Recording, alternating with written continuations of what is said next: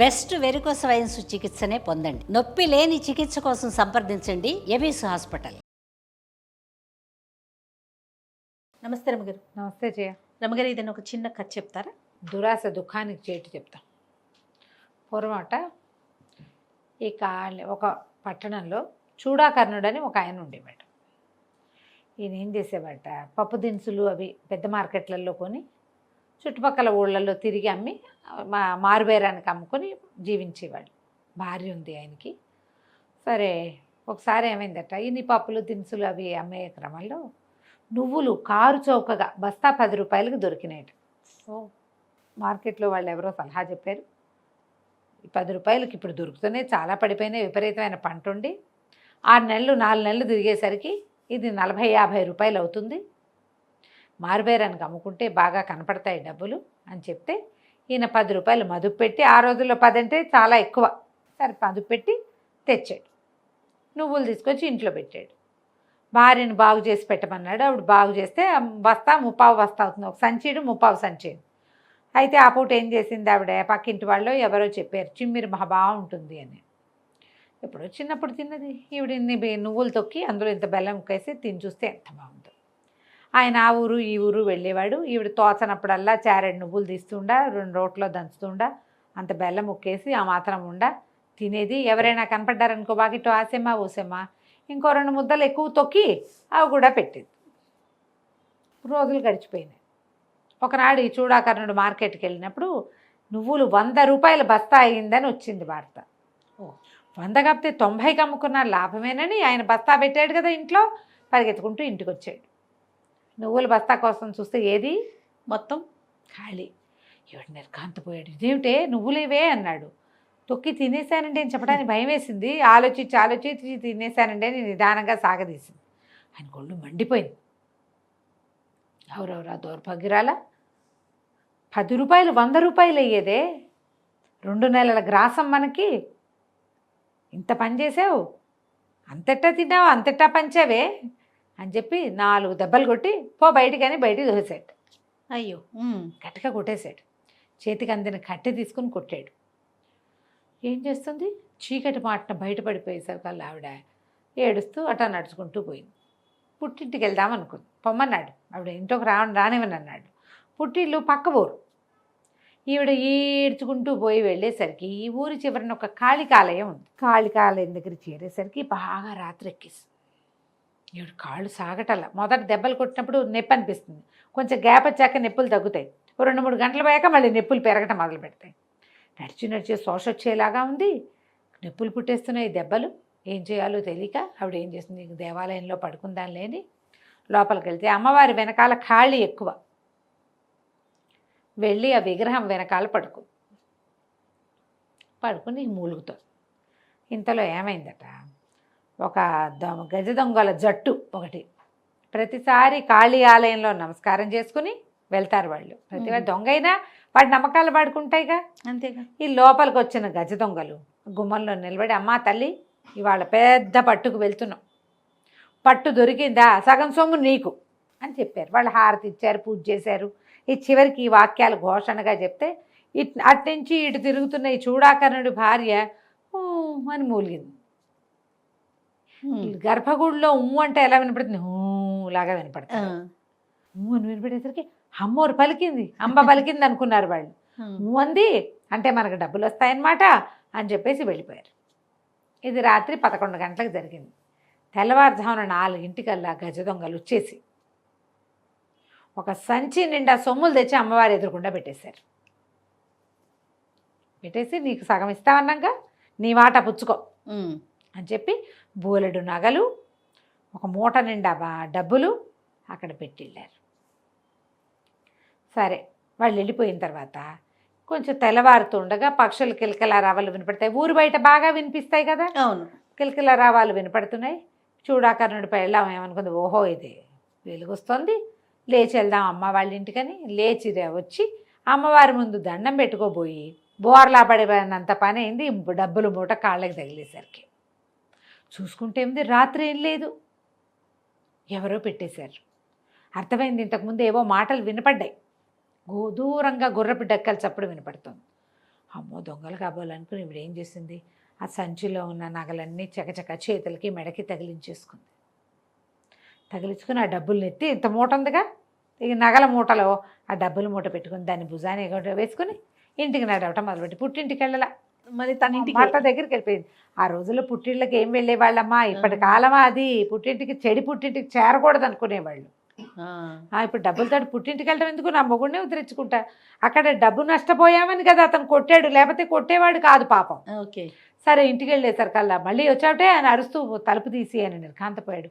మెడ నిండా నగలు చేతుల నిండా గాజులు ధరించి పెళ్ళాం కనపడేసరికి పోసిని ఎక్కడివే ఏమిటంటే ఎవరో దొంగలండి, గుళ్ళో ఇలాగైందంటే ఆయన పెళ్ళాం లోపల తీసుకెళ్ళి రాత్రి నుంచి మథన పడుతున్నాను, చీకట్లో ఏమైపోయావోనని అని చెప్పి లోపల తీసుకొచ్చి ఆమెకి ఏదో కొబ్బరి నూనె అది నూనె పసుపు రాసి కాస్త ఏదో తినడానికి పెట్టి పడుకోమని మర్నాడు ఆ నగలన్నీ చక్కగా అమర్చుకున్నారు. డబ్బులు వచ్చినాయి కదా, ఇంకా మంచి వ్యాపారంలోకి దిగారు. అయితే వీళ్ళింటి పొరుగున ఒక ధనవంతుల ఇల్లు ఉండేది. ఆ ఇంటి ఆవిడ పేరు సుమతి. కొంచెం 50 ఏళ్ళు దాటిన ఆవిడే, బాగా కలిగిన వాళ్ళు. ఆవిడకి ఏమనిపించేది, మొన్నటి దాకా నిప్పచ్చరంగా ఉన్నారు వీళ్ళు, ఇప్పుడు ఇంత పచ్చగా ఎలా అయ్యారు అనిపించేది. ఈ అమ్మాయి మెడలో కాస్త సూత్రాలు, తాడు, నల్ల పుసలు, కాస్త గాజులు, ముక్కుకు బేసరి అవి కనపడుతుంటే తలతల్లాడుతోంది. ఎప్పుడు తలతల్లాడతారు జయ జనరల్గా ఎవరైనా, డబ్బు వల్ల, ధైర్యం, డబ్బే కదా. ఇవిడికి కుళ్ళుగా ఉండేది. ఎట్లా ఇది పెరిగింది, చింకి గుడ్డలు కట్టుకునేది, ఇప్పుడు శుభ్రమైన గుడ్డ కట్టుకుంటోంది. వీళ్ళు కూడా డబ్బంతా ఏం పోసేలా వ్యాపారంలో బదులు పెట్టుకున్నారు, కొంచెం ఉన్నంతలో బాగుపడ్డారు. సరే సాయంకాలాలు రోజు కాసేపు వచ్చి కూర్చునేది, తెలుసుకోవాలని ఉండేది. చూసి చూసి చూసి ఒకరోజు అడిగింది, అమ్మాయి ఇది వరకు మీ పని బాగుండేది కాదు, ఇప్పుడు బాగుంది, ఏ దేవుడికి మొక్కావు, దేనివల్ల మీరు బాగున్నారో చెప్పమని. ఎవ్వరూ అడగల పాపం ఆ చూడాకర్ణుడి భార్యని ఈ మాట. బాగుంటే బాగున్నావు, ఎవడు కావాలన్నట్టున్నారు. మరి నువ్వు చాలా బాగున్నావు, నువ్వు ఎంతో బాగున్నావు అని ఎవరైనా అంటే పొంగిపోతాం కదా. అంతేగా. పొంగిపోయి ఇది చూడాకర్ణుడి భార్య అంది, పిన్ని ఇట్లా రా లోపలికి అని లోపలికి పిలిచి, నువ్వు తల్లి పిల్లలాగా ఉన్నాం మన ఇద్దరం, నా మనసులో మాట ఏం జరిగిందో నీకు చెప్తాను. ఇలాగయింది, మా ఆయన నువ్వులు తెచ్చాడు, అవి నేను తిన్నాను, ఆయన మళ్ళీ వచ్చాడు వాటి కోసం, నేను తినేశానండి అని భయంగా చెప్పాను, ఆయన నన్ను కొట్టాడు, నేను పోయి కాళికాలయంలో కూర్చున్నా, అక్కడ నాకు ఇది లభించింది. లోపల నుంచి భగభగా మండిపోయింది. అవురవురా ఒట్టి పుణ్యానికి వచ్చిందే వీళ్ళకి, అదేదో మనకు కూడా కావాలి, లేదా పోదా అంటే బోళ్ళు ఉన్నాయి ఇక్కడ. ఇంటికి వెళ్ళిపోయింది ఆవిడ చాలా మంటతోటి.